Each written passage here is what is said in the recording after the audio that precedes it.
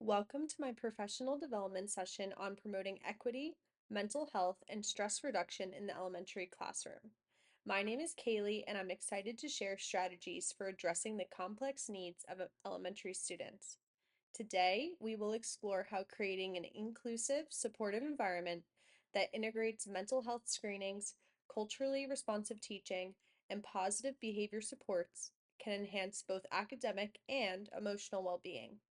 Let us work together to ensure that every student feels valued and empowered to succeed. The goal of today's professional development session is to address the significant factors affecting student success, including mental health, stress management, and equity. We will explore how culturally responsive teaching, positive behavior interventions and supports, and school-based mental health screenings can enhance student well-being. By integrating these strategies, we can create a more inclusive and supportive environment that helps all students thrive academically and emotionally. This approach is especially critical in addressing the needs of our most vulnerable students, who may struggle with both internal and external challenges. Mental health and stress management are significant concerns for our students. According to a 2023 survey by Rethink First, anxiety is the most commonly observed emotion in children, often linked to higher stress levels. Mental health and stress management are critical concerns for our students, particularly as they navigate the pressures of academic and social expectations. According to McCabe, Jameson, and Strauss in 2024, anxiety is one of the most common issues faced by students, often exacerbated by stigma and limited access to resources. I would like to share a story about a student, John, who struggled with severe testing anxiety. Despite being a bright and engaged learner, John would freeze during assessments, often leaving questions unanswered and feeling defeated. His teachers initially thought he just needed to study more, but after a conversation with his parents, we learned that John had been silently battling anxiety every time a test came around. Once we identified the issue, we partnered with the school counselor to develop stress management techniques tailored to John's needs, including mindfulness exercises and positive self talk before assessments. These strategies helped John regain his confidence and perform to his true potential. John's story shows how addressing mental health early on can drastically improve a student's emotional well being and academic performance. It is essential that we recognize these signs and offer the right support before it escalates into a larger issue. This is why mental health and stress management strategies, such as mindfulness practices and collaboration with school counselors, are so important in our elementary classrooms. To address mental health and stress, we can implement mindfulness practices, conduct awareness campaigns, and partner with school counselors for parent workshops. Larson et al.'s 2023 study found that consistent bedtime rituals are useful in lowering stress in families. We can host a parent workshop in the evening with helpful bedtime routines, suggested reading materials, and advice to help the bedtime process run smoother for families. Additionally, teaching techniques like diaphragmatic breathing and progressive muscle relaxation in classrooms can also help students manage stress. Sophianopoulos et al.'s 2021 study found that diaphragmatic breathing and progressive muscle relaxation techniques help students control their stress, resulting in decreased stress and suffering for students and improved school performance. I once observed a mindfulness session led by our school counselor, where students learned to use these deep breathing techniques to calm themselves. The students reported feeling more relaxed and focused afterwards, highlighting the effectiveness of these strategies.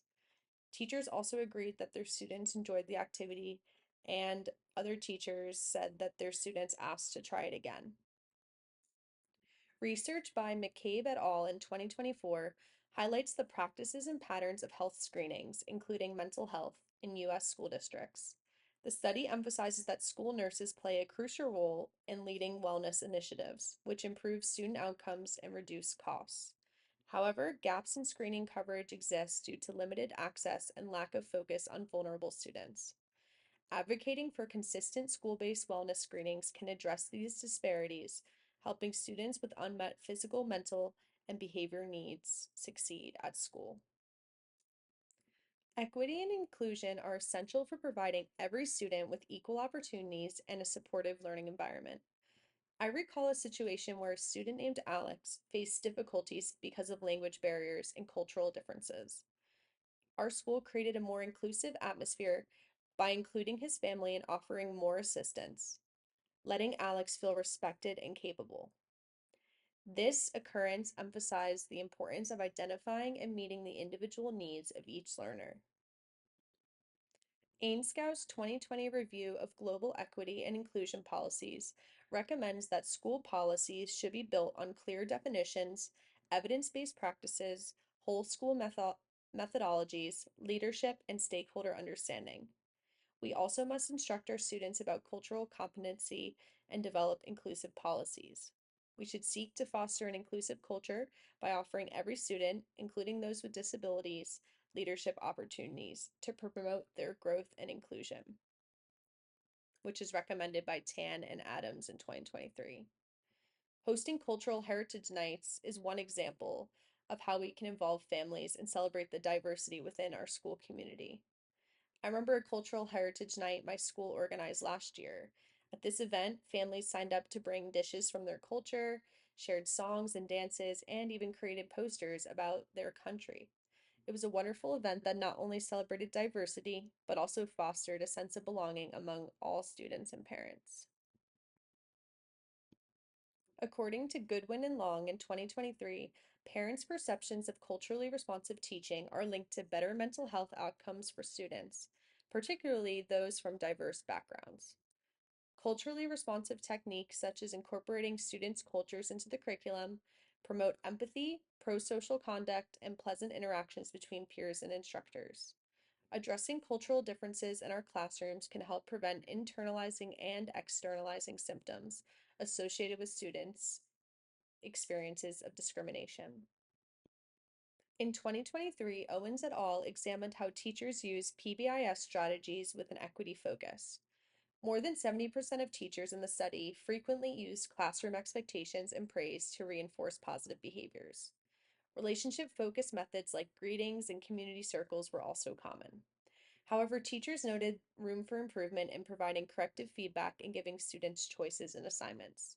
These strategies, when implemented consistently, can foster a supportive classroom environment that prioritizes student well-being and equitable behavior management.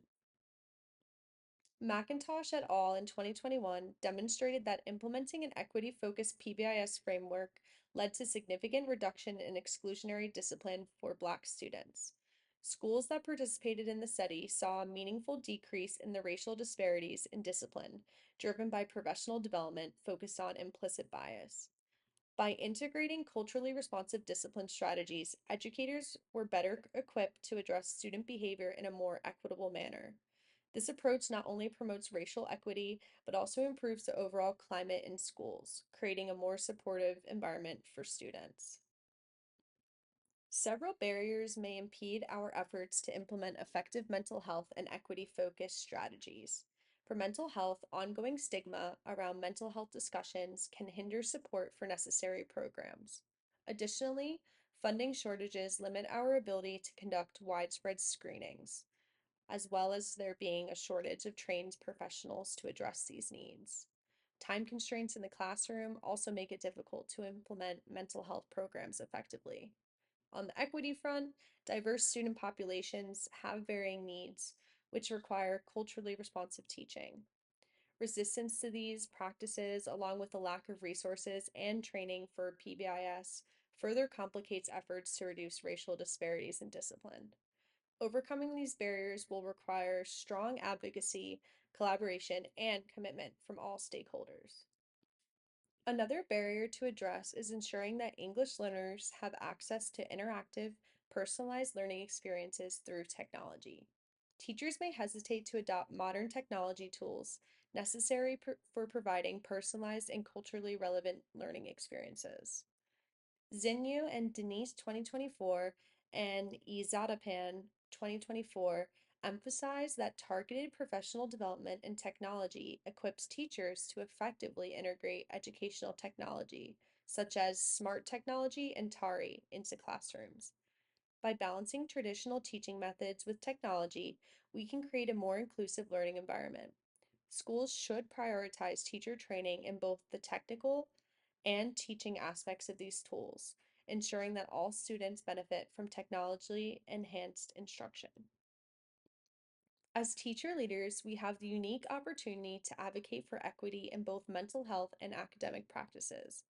One key action step is to push for comprehensive mental health screenings that address both the emotional and behavior needs of students, as McGabe et al. In 2024 suggests.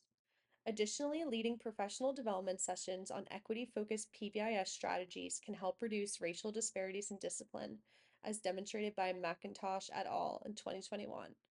In our classrooms, we can implement practices that reduce stress, such as mindfulness and diaphragmatic breathing, while promoting an inclusive learning environment. Monitoring and evaluating the success of these techniques is vital for creating a school culture that promotes growth, achievement, and equity for all. To effectively implement the strategies discussed today, several resources are essential. First, we need funding to support comprehensive mental health screenings and training on positive behavior interventions and supports, as suggested by McCabe et al. And McIntosh et al. Additionally, providing professional development on culturally responsive teaching practices is key to creating an inclusive environment for students, especially those from diverse backgrounds. Access to mental health professionals such as school counselors and diversity coordinators will ensure that students receive the emotional and behavioral support they need. Lastly, we must invest in educational technology that enables personalized learning, particularly for English language learners. These resources will empower us to address both mental health and equity challenges, fostering a supportive and inclusive school environment for elementary learners. In conclusion, today's training focused on research-backed techniques for supporting our students' mental health, promoting equity, and creating inclusive classrooms. McCabe et al. And Goodwin and Long examined the value of accessible mental health screenings in culturally sensitive teaching, whereas McIntosh et al. And Owens et al. Show how equity-focused behavior supports may reduce inequities and enhance school atmosphere. As we move forward, let us use these insights to establish a helpful and inclusive atmosphere for all elementary learners. Thank you for your dedication to your students' well-being and success.